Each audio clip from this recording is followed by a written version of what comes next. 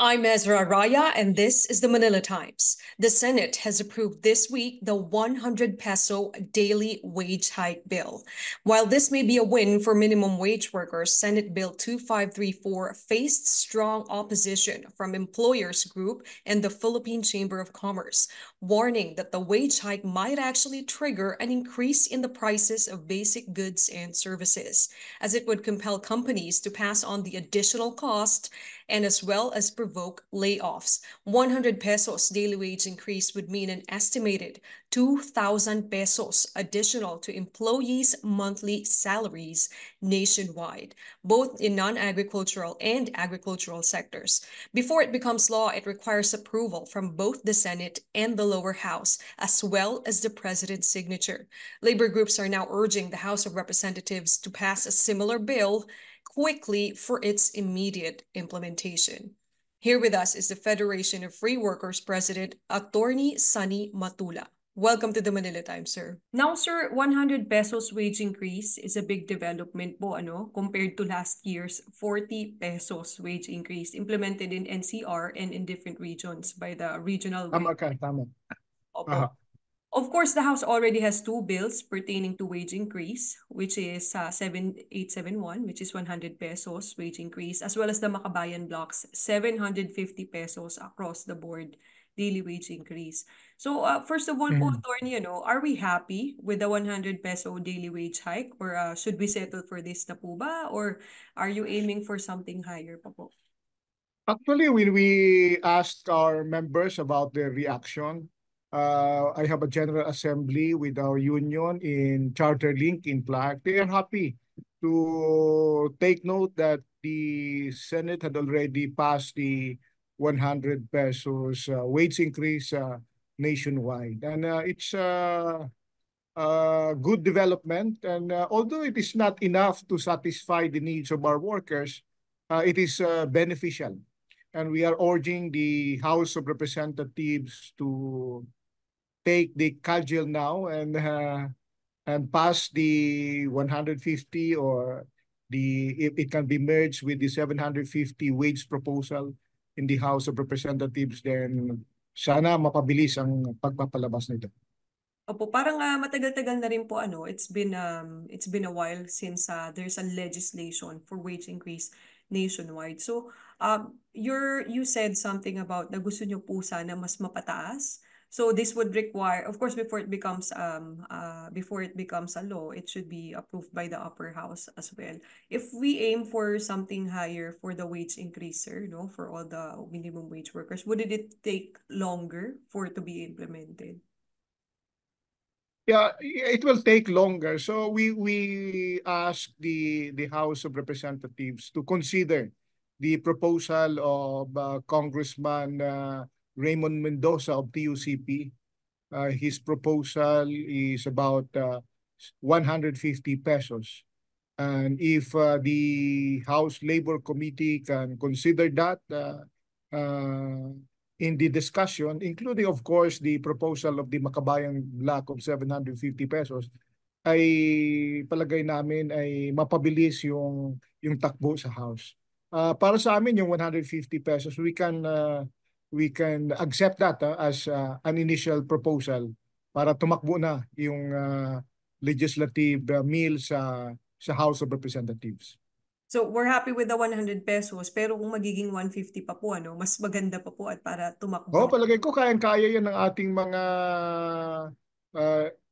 employers. Hindi kami sang-ayon na magsasara o maging catastrophic itong 100 pesos na ipinalabas ng Senado. Pinag-aralan itong mabuti ng Senado. At palagay ko naman, mas mababa itong proposal ng Senado kaysa noong nangyari noong 1989. If you can still remember, in 1989, there was a 25 pesos wage increase. But during that time, the minimum wage nationwide was 64 pesos. So plus 25 pesos, naging 89 pesos ang national minimum wage natin during that time. So it was 40% or 39 point something percent wage increase. So a 40% compared with the 100 pesos now, it's only 16% of the 610 wage in Metro Manila. Kaya palagay ko yung 16% at yung 40% ay napakalayo yung agwat, at during that time may mga kodita pa na nangyayari, ano? Pero hindi bumagsak yung ating ekonomiya. Ang ekonomiya pa nga natin ay lumago at umabot pa hanggang 5.8% ang GNP natin during that time, ano? So bumaba lang yung ating growth ay noong nagka-ASEAN crisis. So palagay ko naman ay yung pagtaas ng sahod, no, 40% during in 1989 ay compared sa 16% sa 2024, palagay ko nag-speculate lamang yung ating mga employer at yung ating mga ekonomista. Sir, may sinabi din po sila, no, yung ECO, pati yung Philippine Chamber of Commerce, ano, na ang gagawin Aha. ng mga kumpanya ay ipapasa yung added cost of labor sa mga ibinibenta nilang goods and services. So, tataas pa rin daw. Tataas pa daw. Yung aming pakiusap sa employer natin at sa mga kapitalista, huwag sa aming ipasa kasi alam nyo, yung mga tax reform ng ating pamahalaan ay kumita na po at nakapag-save na yung ating mga employer. Yung Create, no, ay from 33% to 25% sa mga malalaking kompanya. Yung mga micro small enterprises natin ay from 33 to 20%. So mayroon na silang 30%, 13% na savings. So at least may savings na sila. At sana ihati nila sa kanilang mga manggagawa yung mga savings nila mula sa ibinigay na insentibo ng ating gobyerno. So palagay ko naman ay tama si Senador Zubiri na dapat dahan-dahanin naman nila ang kanilang tawag nito, ang kanilang paghahanap ng ganansya. Oh. So, ang kanilang pagkauhaw sa ganansya. Kaya palagay ko, moderate the greed of our capitalist naman. Nasa kamay na po nila yan nun, sir. I understand the Oho, wage oho. legislation. Pero palagay namin makakatulong ang pagbibigay ng taas sahod sa mga manggagawa kasi parang itong financial stimulus sa ating ekonomiya, sapagkat yung mga manggagawa na kumikita, mayroong purchasing powers na makabili sila ng maprodukto ng ating mga magsasaka, ng ating mga mangingisda at yung mga minamanufacture ng ating mga kompanya, at hindi naman nila ito dinadala sa Singapore o sa Thailand, ano, o sa ibang mga bansa. Hindi katulad sa amin ay pwede po ba na yung ating mga kapitalista ay magsakripisyo konti naman, ano? At huwag nilang dalhin sa ibang bansa para magbakasyon lang.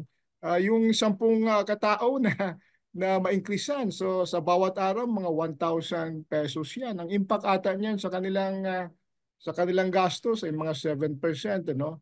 Pero nakaganansya na sila ng 13%, oh. Yun ang 8%, no, sa Create. Kaya palagay ko naman ay i-share naman nila yung kanilang blessings.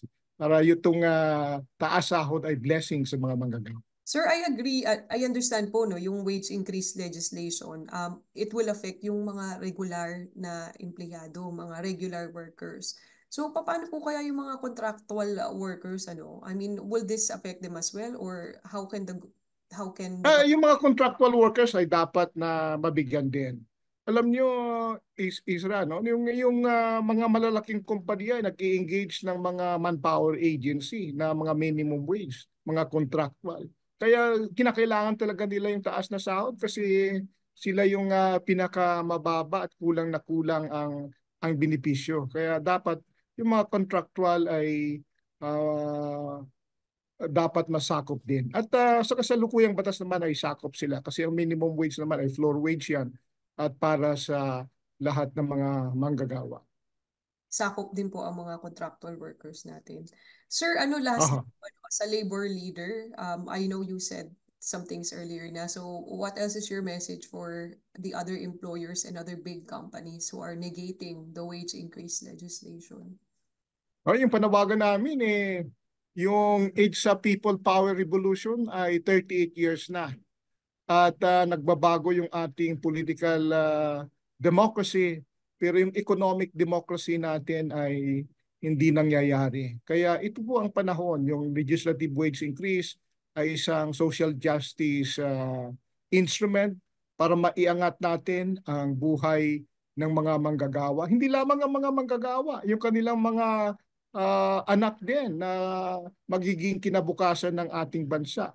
Kung hindi sila pinapakain ng tama dahil napakababa ang sahod ng mga manggagawa, ay hindi malusog itong ating mga kabataan at makakaapekto yan sa future ng ating labor force. Gusto natin na yung ating labor force ay malusog at syempre dapat very sharp at nakakatulong yan para sa kinabukasan o yung future ng ating bansa. Itong pagtaas ng minimum wage na 100 pesos ay makakatulong para sa kalusugan ng ating mga kabataan. Kaya huwag po nating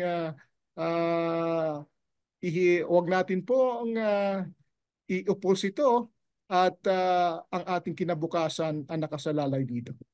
Very well said, sir, for economic and social justice. Advance Happy People Power Anniversary na rin po pala sa Thank you po. Thank you po. Salamat, Isra.